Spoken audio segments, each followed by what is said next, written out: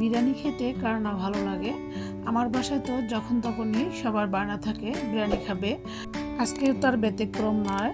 ছেলেরা এবং হাজব্যান্ড এত রাতে বায়না ধরেছে তারা বিরিয়ানি খাবে। শুধু বিরিয়ানি খেলে হবে না, তার সাথে মিষ্টান্ন কিছু একটি লাগবে। তো আমিও তাদের বায়না পূরণ করতে সবসময় প্রস্তুত থাকি। আসসালামু আলাইকুম, কেমন আছেন আপনারা সবাই? আল্লাহর অশেষ রহমতে আমিও ভালো আছি। তো আজকে অনেকদিন পরে একটি ব্লগ ভিডিও নিয়ে আপনাদের মাঝে হাজির হয়েছি। আশা করি আমার আজকের ব্লগ ভিডিওটি আপনাদের ভালো লাগবে। তো আমি প্রথমে আপনাদেরকে রিকোয়েস্ট করব, প্লিজ আপু ভাইয়েরা আমার ভিডিওটি দেখার শুরুতে একটি লাইক দিয়ে ভিডিওটি দেখে নেবেন। এতে করে আমার ভিডিওটি নতুন নতুন আপু ভাইদের কাছে পৌঁছে যেতে সাহায্য করে। তো আমি একটি বাসার পাশে একটি মার্কেটে চলে আসলাম। এটা হচ্ছে বিশাল বড় সৌদিয়ানদের বড়লোকি মার্কেট। এখানে খাওয়া দাওয়া, রেস্টুরেন্ট সব রকমের সুবিধা আছে। সৌদি আরবে যারা থাকেন তারাও অনেকেই জানেন এটা হচ্ছে পানোরামা মার্কেট। তো এখানে আমার কিছু শাকসবজি লাগবে এবং প্রয়োজনীয় কিছু কিনবো।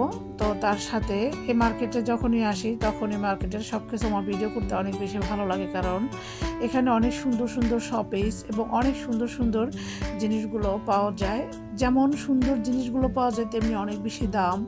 সব কিছু মিলিয়ে এই জন্য একটি অপূর্ব শপিং মহল, মার্কেট, রেস্টুরেন্ট যেটাই বলেন না কেন সব কিছুই পাওয়া যায় এখানে। আমাদের বাসা থেকে একদম দেখা যায় এই মার্কেটটি। তো আমরা প্রায় আসি। তো ভাবলাম আপনাদের সাথে একটু শেয়ার করি। প্রথমে দেখতে পেয়েছেন কত সুন্দর সুন্দর শপিসগুলো। তো এই মুহূর্তে আমি একটি ব্যাগ ওয়েট করে দেখেছি, অনেক বেশি ওয়েট, মানে কি বলবো, এটা দেখার সৌন্দর্যের জন্য এভাবে করে রেখেছে। এটা তো কেউ ব্যবহার করতে পারবে না আমার মনে হচ্ছে। যাই হোক, আমার কাছে ভালো লাগছিল এবং অনেক বেশি ওয়েট ছিল, তাই আমি ওয়েট দিয়ে দেখেছি। এই তো এদিকটায় রয়েছে অনেক রকমের জুস।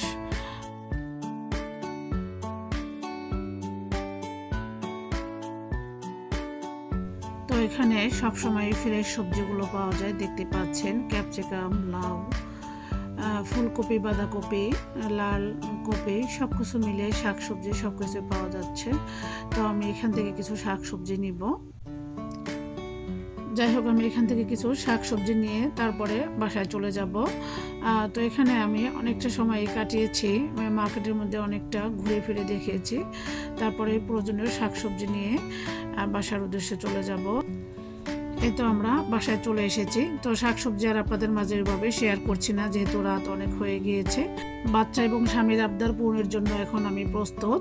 তো এখানে আমি মার্কেটে যাওয়ার আগে অফ ক্যামেরায় 2 কেজির মতো দুম্বার মাংস খুব ভালোভাবে ম্যারিনেট করে সব রকমের মশলা দিয়ে রেখে গিয়েছি। তো এসেই তাড়াহুড়া করে মাংসটা বসিয়ে দিয়েছি। তো আমার মাংসটা সিদ্ধ হতে তেমন একটা সময় লাগে না, 40 থেকে 50 মিনিটের মধ্যে মাংসটা একদম রান্না হয়ে গিয়েছে। এর ফাঁকে আমি এখানে 4-5 টুকরো আলু দিয়েছি। বিরিয়ানি রান্নার মধ্যে একটু আলু দিলে খেতে অনেক বেশি ভালো লাগে, আমার বাচ্চারাও খেতে লাইক করে। তো এই জন্য আমি বিরিয়ানির মধ্যে একটু আলু দিয়ে দিই। এবং এখানে আমি 4 পট বাসমতি চাল খুব ভালোভাবে ধুয়ে 30 মিনিট ভিজিয়ে পানি ঝরিয়ে নিয়েছি, সেই চালটা দিয়ে দিয়েছি। তো এখন আমি ভালোভাবে নেড়েচেড়ে মিশিয়ে নিচ্ছি, দেখতে পাচ্ছেন। এরপরে এখানে আমি চালটা খুব বেশি ভাজবো না, কারণ যেহেতু বাসমতি চাল দিয়েছি ভেঙে যেতে পারে। এরপরে আমি এখানে পর্যাপ্ত পরিমাণে ফুটন্ত গরম পানি দিয়ে দিয়েছি। এরপর আমি ভালোভাবে আলতো হাতে নেড়েচেড়ে দিচ্ছি, দেখতে পাচ্ছেন। তো আমি আপনাদের মাঝে বিরিয়ানির রেসিপি শেয়ার করছি না, জাস্ট আমি মার্কেট থেকে এসে তাড়াহুড়ো করে একটা বিরিয়ানি তৈরি করছি, সেটাই আপনাদের মাঝে শেয়ার করছি। যাই হোক, আমি পর্যাপ্ত পরিমাণে পানি দিয়ে ঢাকনা দিয়ে ঢেকে 5 মিনিট মতো রান্না করেছি। এখন আবার ঢাকনা উঠিয়ে আবার একটু ভালোভাবে নেড়ে চেড়ে দিচ্ছি। এরপরে আমি ঢাকনা দিয়ে একবারে 10 থেকে 15 মিনিটের জন্য মিডিয়াম আঁচে বসিয়ে রেখেছি। দেখি হয়তো বুঝতে পেরেছেন বিরিয়ানিটা আমার পারফেক্টলি সেদ্ধ হয়ে গিয়েছে। এই পর্যায়ে আমি সুঘ্রাণের জন্য এখানে দিয়ে দিব 2 টেবিল চামচ ঘি। এরপরে দিয়ে দিব কিছু পেঁয়াজের বেরেস্তা। তো আমার বাচ্চারা যখন তখন হুটহাট বায়না ধরে বসে থাকে বিরিয়ানি রান্না করার জন্য। তো আমিও আর বাচ্চাদের বায়না কখনোই ফেলে দিই না, আমারও ভালো লাগে। বাচ্চারা যখন তখন যেটা খেতে চায় আমি সবসময় মা হিসাবে করে দেওয়ার চেষ্টা করি ইনশাআল্লাহ। তো আমি যখনই বিরিয়ানি রান্না করি এভাবে আমি বেশি করে রান্না করে রাখি। বাচ্চারা দেখা যায় বারবার একটু একটু করে খেয়ে নেয়, তাদের খুবই পছন্দ বিরিয়ানি, রোস্ট, পোলাও। তো সব বাচ্চাদেরই এসব জাতীয় খাবার খুবই পছন্দ। সব কিছু মিলিয়ে রান্না করতে করতে আমার প্রায় 1 1টা থেকে 2টা বেজে গিয়েছে। তো সেখানে আর কি করব, বাচ্চাদের আবদার তো আমার ইনশাল্লাহ পূরণ করতেই হবে। এরপরে হাজবেন্ডের আরেকটি স্পেশাল আবদার, সেটাও পূরণ করছি। তো এখানে আমি এর জন্য দুধ এবং ফুল ক্রিম গুঁড়া দুধ নিয়ে নিচ্ছি, দিয়ে দিয়েছি স্বাদ মতো চিনি। তো আমি যেটা মিষ্টি খেতে পছন্দ করি সেটাই দিয়ে দিচ্ছি, এবং মিষ্টির নিচে লবণ দিলে আমার কাছে ভালো লাগে, তাই একটু লবণ দিয়ে দিয়েছি, এবং দিয়ে দিয়েছি সুঘ্রাণের জন্য 2টি এলাচ মুখটা ফাটিয়ে। যাই হোক, আমার হাজব্যান্ড খুব মানে বিরিয়ানি জাতীয় খাবারের পর মিষ্টান্ন কিছু খেতে পছন্দ করে। তো আজকে একটু একদম সহজ পদ্ধতিতে একটু সেমাই তৈরি করে নিচ্ছি। তো তার খুব পছন্দ ঝোলঝোল করে সেমাই রান্না খাবে। তো আমি সেটা অনেকবারই চেষ্টা করছি, কিন্তু ঝোলঝোল আর হচ্ছে না, জানি না আজকে সেটা হবে কি না। তো ট্রাই করবো ইনশাল্লাহ। তো এই তো দেখতে পাচ্ছেন, প্রথমে একটি কড়াইতে আমি এখানে নিয়ে নিচ্ছি 2 টেবিল চামচ ঘিটা মেল্ট হয়ে যাওয়া পর্যন্ত অপেক্ষা করব। এই তো ঘিটা দেখতে পাচ্ছেন মেল্ট হয়ে গিয়েছে, এবং আমি একটু নেড়ে চেড়ে দিচ্ছি। এরপরে এখানে আমি দিয়ে দেব বাদাম কিশমিশ। এখানে আমি 2 রকমের বাদাম একটু ছোট ছোট টুকরো করে নিয়েছি। এখন আমি বাদামটাকে 1 মিনিটের মতো ভেজে নিয়েছি। এরপরে আমি দিয়ে দেব 1 প্যাকেট লাচ্চা সেমাই। বাদাম এবং সেমাইটা আমি একসাথে 3-4 মিনিট ভেজে নিব।